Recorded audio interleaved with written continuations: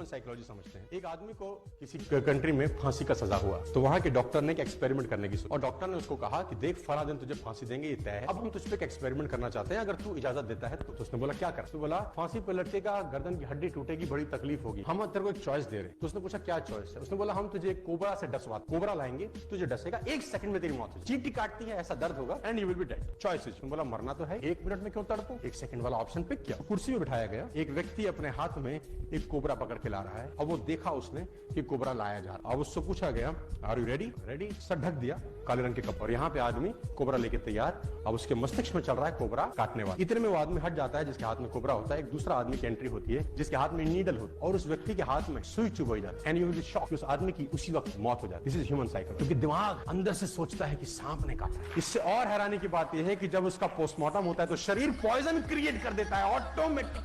सीखने के लिए रेडी भी नहीं है, टाइम देने के लिए भी रेडी नहीं है और अमीर बनना है पॉसिबल ही नहीं है भाई। आज स्किल्स नहीं है, टैलेंट नहीं है, कौन देगा पैसा?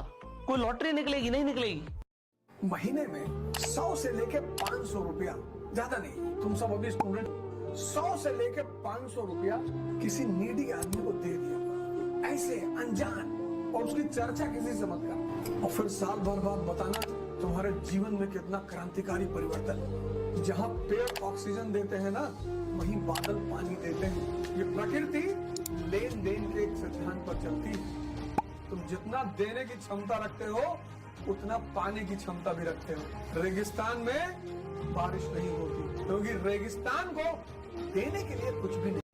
एक एग्जांपल लेते हैं, मुकेश अंबानी जी हैं, वो अपना सब कुछ बिजनेस छोड़ दें, सब कुछ छोड़ दें और वो आपके बगल में आके रहने लग गए। मान लेते हैं उनका नुकसान हो गया, कुछ भी हुआ, कंपनी बंद हो गई, व्हाटएवर हैपेंड, बट अब वो आपके पड़ोस में आके रहने लग गए। आप भी मेहनत कर रहे हैं, वो भी मेहनत कर रहे हैं। अगले 2 सालों के अंदर आपको क्या लगता है आपकी कितनी ग्रोथ होगी और उनकी कितनी ग्रोथ होगी? आपके मन में से निकलेगा यार वो आदमी तो बहुत आगे निकल जाएगा। क्यों निकलेगा? क्योंकि वो टाइम के हिसाब से पैसा नहीं कमाएगा, वो अपने माइंड के हिसाब से पैसा कमाएगा। लोग अपने माइंड को ट्रेन करते हैं कि हम काम ऐसा करें जिससे हमारे पास पैसा आए। अब वो माइंड को ट्रेन करने के लिए आपको नई स्किल सीखनी पड़ सकती है।